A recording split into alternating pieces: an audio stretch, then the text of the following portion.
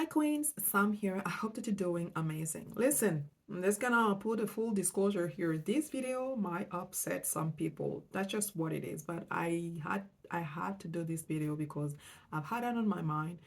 And watching other people's YouTube channel, money related YouTube channel on social media, in my own life, just hearing things, some stuff again and again, and people using that as a reason to not be serious about their money, to me is really frustrating. That's just what it is. So I'm just gonna talk about things that we are getting wrong, that people usually get wrong when it comes to their finances, and that is really preventing them from actually building wealth. The first one is the notion of affordability. I'm gonna buy this car because I can afford it. I'm gonna go on trip because I can afford it. I'm gonna buy this pair of shoes because I can afford it. What does that mean? What does that mean to be able to afford something? As far as I'm concerned, if you can't pay anything outright, like buy it in one shot using your cash, your hard-earned cash, I'm sorry, you cannot afford it. If you have to get a loan for you to buy a car, to go on a trip, put it on your credit card or whatnot, or use like the buy now and panic later system to buy something, I'm sorry, you cannot afford it. And you should not be buying that thing. And I'm gonna go even as far as the mortgage. People kind of like tend to give a grace to the mortgage because it's seen as a good loan in the sense that you're buying an asset that is supposed to actually increase in value. Nobody knows. Yes, for the longest time housing has increased, but who knows? We know exactly what happened when there was like the housing crisis, and how so many houses lost value overnight, and people found themselves with a mortgage way bigger than the value of their house and had to sell the house at like cents on a dollar. And so I live in a house that everybody will say, or I can say, that I can afford it. But the reality is, I do have a mortgage on this house, and I'm paying on a monthly basis payment to the bank who has loaned me the money to buy this house. So I can't really say that I can afford this house. And I'm gonna be, let's be clear here. I really, truthfully, I couldn't afford this house when I bought it. Maybe today with my investment, I can go outright, take money from my investment and buy the house. But I would not do that, because then, in terms of diversification, to me, that's the most ridiculous thing to do, because the biggest, of my assets, like in my asset, will be this house here in this city right here, versus my investment are like diversify internationally and whatnot. So it's reducing the impact if there, something was to happen in the market. So I'm not going to do that. So really, let's be honest. If you have to take a mortgage to buy a house, you cannot afford it. You can't. Just happen to live in a culture, in a society that has made it okay for you to get a mortgage to buy the house, and maybe not so okay for people to get a loan to buy, clothing or food. But really, you cannot afford it. And it's ridiculous because now people are financing everything: food, clothing, you name it. There is a payment plan for it. Like, seriously, the affordability aspect of things, think about it. So before you say, yeah, I'm going to go ahead and do this because I can afford it, ask yourself, can I buy this outright? Can I pay for it cash? And if the answer is no, I'm sorry, you can't afford it. The second thing is, oh, I work hard. Thanks God it's Friday. I'm gonna go for the happy hour because I work hard. I'm gonna reward myself. Then I'm gonna, continue to the club, get bottle service at the club, and then whatever, go on weekend getaway because I work hard. Guess what? You spending money mindlessly will not help you. You will continue working harder and harder and harder. And that cycle will never stop, because you will continue digging a financial hole that's going to become very difficult for you to get out of, because you work hard. Because you work hard, you need to be clear on what actually brings you joy in the way you spend your money. And it can be everything. I'm sorry. It cannot be everything. If you have limited amount of money, then you cannot be, wanting to do everything. You have to decide what brings me joy and that I value, that I'm comfortable spending my money on, and what other things I really don't care of. And you just, don't spend money there. and you spend money here. And it cannot be every day either. And it cannot be to some extent every week. But it can be like, you know what, this month I'm going to treat myself to a massage because that's going to be my treat for this month. Next month, it could be something else. You make it really special, you make it very unique. So it doesn't have to be something like, that's happening every week that is costing you so much money. You cannot pay your credit card back. And then, you know what, you have more anxiety and you work harder to do overtime, to have more money, to spend more money, and the cycle never ends.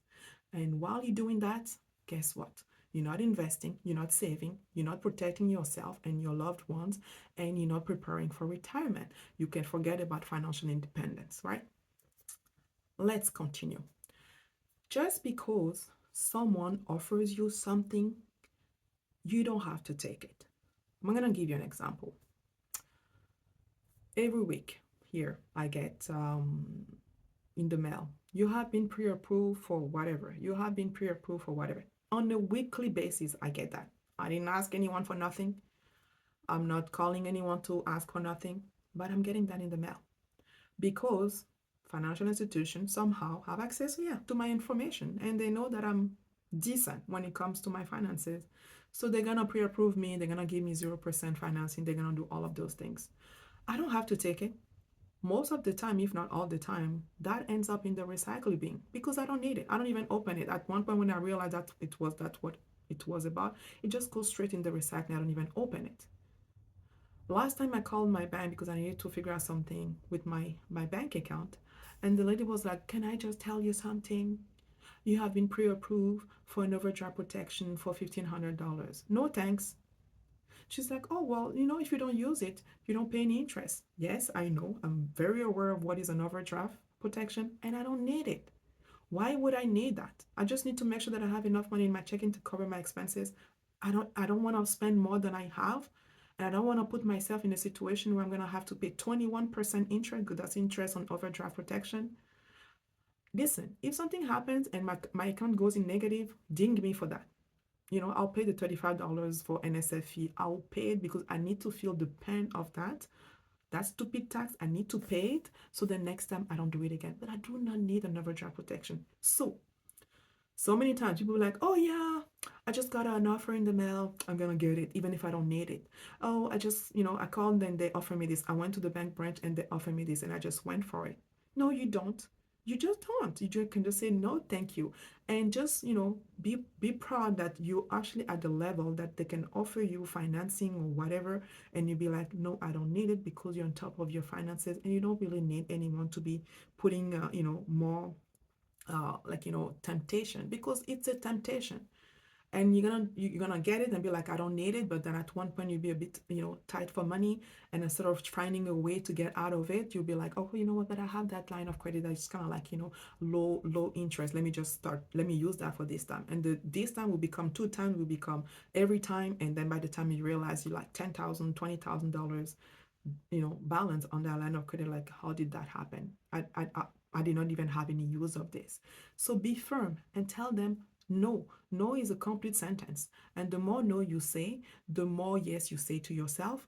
The more no you say to them when they offer you free things that really you don't need, the more yes you say to yourself, to your future self, to your future financial self, because you're going to have to figure things out on your own instead of relying on more credit. So the next thing is, when we talk about, investing is hard, building wealth is hard. What does that mean? I need to know. So, honestly, if you have ever thought of building wealth or investing is hard, I just need you to just go right away in the comments and tell me why you think so. Because the reality is, a lot of things that we're doing in our lives today, we thought it was hard. I remember before actually driving, I would see people drive and I'll be like, "Oh my God, that's too much." Like, you have to hold the wheel, you need to be able to look front, back, check your mirror, and all of so many things that you need to be aware of. And honestly, I was anxious. I'm like, "Oh my God, would I ever be able to drive?" That was just what it is. I thought that I will be the kind of woman that will literally rely on her husband or like her boyfriend to drive her around all the time. And then, I had to actually learn to drive at one point. And listen, it was hard at the beginning, and I had to learn. And how did I learn? By practicing, by, taking lessons and practicing more and taking more lessons and doing all that. And that's exactly the same thing when it comes to investing and building wealth. The people who become wealthy, who become really good at investing, you look at them and you're like, oh, they also have one head and two arms and two legs. Listen, they're just like me.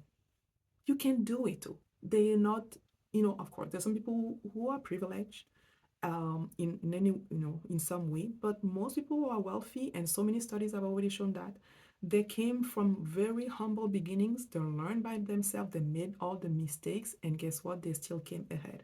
I have made so many mistakes in my investing journey. I can't even start telling you. I've lost over six figures when it comes to my investing journey. And still today, I have a fully funded retirement. My investments are at the level that I don't even need to put a cent in that portfolio. And I'm only 42 and I'm planning to start withdrawing money at 55. That's 13 years that I can take my money and do whatever I want. I don't even need to think about investing. And that's just because I was consistently investing for 15 years at a minimum since the time I started making money. And the first year that I worked, my salary was $27,000. That was getting out of university with the master. It was so hard to find a job. It took me 6 months to find my first job, and I had to take something I did not even need an undergrad to get that job. I still went ahead. I still did the job. I was paid $27,000, but I learned so much at that job because it was a call center of a bank, and I was taking so many calls every day, seeing people's situation, and just asking myself, how come this person's making six figures and is in a hole, and this person's making $30,000 and has like a decent savings investing? Just come to realize it doesn't matter how much you make. It's what do you do with that money that actually matters. So if someone is making six figures, but their expenses is also six figures, they can't get ahead. But if you make it just 30,000 and your expenses is $10,000, that's $20,000 each year of extra money that you can actually put in your savings and you're investing. So investing is not hard, building wealth is not hard. It's a matter of learning few skills and then practicing, being committed, and then just doing it, what needs to be done. And so that's another thing that most people get wrong when it comes to finances. The other thing that I think that people actually get wrong when it comes to finances is they will get the money, so their paycheck, they will pay the rent, they will or housing, like mortgage, they'll pay for loans, they'll pay for the food, they'll pay for everything under the sun, subscriptions, all of that, and then be like, oh, but I don't have money to invest. I don't have any extra to invest. You're looking at it the wrong way. Why are you paying all of those people? You're paying the bank, you're paying your grocery store, you're paying your credit card company, you're paying Netflix, you're paying all of the subscription that you have, and then you don't have money for yourself. But who's working for that money? Are you not the one working for that money? How come you're not allowed to have anything from that money? So you need to pay yourself first. And I know you have heard it. And sometimes people are like, yeah, I know. Yeah, but but you're not doing it. You are not doing it. You need to make sure that you get paid first, whether it is through your pension plan at work. So they take that money directly from your account, and that's already a good thing. So even if by yourself, when you get your paycheck, you cannot invest anything, you at least know that there is a portion of your money that your employer is putting into a pension plan for you. So that's already something. But if you have an employer that doesn't have any pension plan, the onus is on you to making sure that you're investing when you get that paycheck. And so how are you going to make sure that you're doing that? You don't leave it to yourself. You don't leave it to your will every 2 weeks or every month or whichever frequency that you're getting paid. You need to have that automatically in place. So whether it is, 200, whatever, 300, it does not matter. But you need to come up with, like, is it 10% of my salary that I want to put in my investment? Is it 20%? And I'm talking about specifically investment, not savings, because to me that's like short term. I'm talking about the long term to really build the wealth. That's what is really um, important when it comes to your future self. And people tend to forget about the fact that they're going to be old one day and not so much able physically, mentally to hold the job. And who wants to be working until they're 90? Maybe some people want to because they're so passionate about what they do, but most people don't want to be doing the same job that they're doing or having to work until they're like 90 or whenever, they whatever age. And so, how are you going to make sure that you're not in that position? Well, you're going to have to make sure that you actually have enough investment to sustain your livelihood. And how are you going to make sure to have enough investment? You need to put money in your investment from your paycheck, not after you have paid all of your bills, before you get to pay all of your bills. Because again, your bills can be any amount anytime, because at the end of the day, when our salary increase, people will be so quick at increasing their lifestyle, but nobody is really thinking about putting more money. Not nobody, but most people, they're not thinking about putting more money in their investment. So pay yourself first, and when your salary increase, that percentage needs to increase as well. I mean, the percentage doesn't have to increase, but probably the amount needs to be. So if you say, no matter what, no matter salary that I have, 20% is going to my investment, then automatically when your salary is increasing, 20% is going to your investment, and you will be surprised. You will be surprised. My own brother, he used to live with me. And so when he got his first job, a few months after he got his own place, before he left, I actually set up a tax free savings account for him. And I told him, we did the quick calculation. I said, you know what? I think you're comfortable putting this amount in your TFSA. And you know what? I set it up once and I put it every 2 weeks because I knew it was going to be paid every 2 weeks. And he didn't even think about it, just continued, just like bake that into whatever he needed to pay every 2 weeks. Last time I asked him how much he had in that account, and that was like decent amount of money that he could put on a down payment today and being approved for a house. And I'm talking about it in a housing environment we are in today. And that's just because that child did not did not go and stop it, did not go and change anything. It's just like, oh well, yeah, when you say it up, I just account for it and I just go. That means I didn't even increase the amount. But even without that, he's in a very, very good place for, a young man in his not even 30 yet. And so pay yourself first. Please do that. The other thing that I wanted to talk about, I guess probably the last one, because I don't want to deter too many people from my video. But again, I had that in mind, and we just need to stop thinking about money that way. I'll hear a lot of people say, my parents did not talk about money when I was growing up. Money was not really talked about, and blah blah blah. And that's why I'm in debt today. And I went bankrupt and everything. And I'm sorry. Yes, I will say that a lot of us, our parents didn't get to talk about money. We never, heard of them talking about money, or they were talking about money in a very negative way. From a very scarcity mindset and all that. And that also includes me. But are we going to take that as a reason to not take control of our financial life and be like, it's because my parent did not teach me about this, that's why I'm in this situation? There is a lot of things that we do today that our parents did not teach us. I'm not going to get into details here, but there is a lot of things that we get to do in our lives that our parents never taught us, who probably will not be okay with, but we still go ahead and we do it.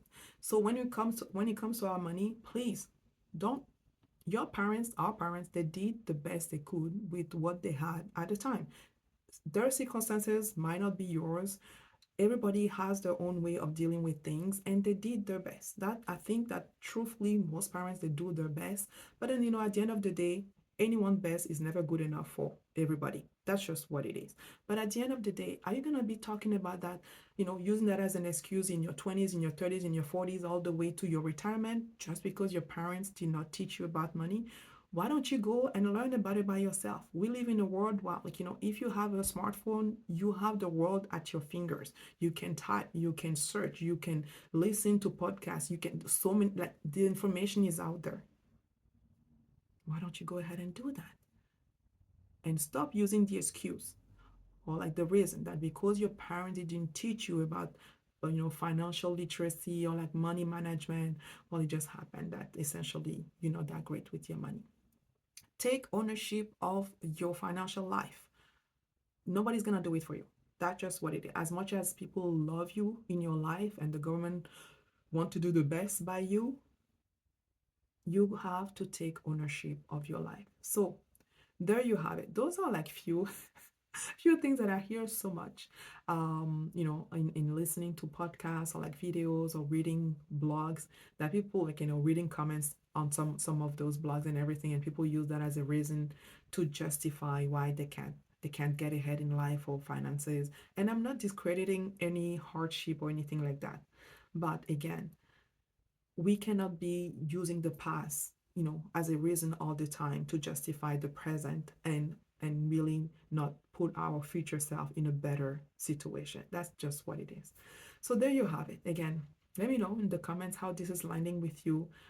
If you find yourself in any of those reasons, if there are like maybe any other reason that you hear so many times from people, and you know that those are just excuses, and people don't want to do the work that is really needed to get themselves in a better financial situation. Let me know in the comments. I'm really looking forward to reading the comments on this video, because I was not too sure, but I was like, I'm just gonna go ahead. I think people on my channel will be okay with me being so honest and open about that. So let me know how this is landing with you.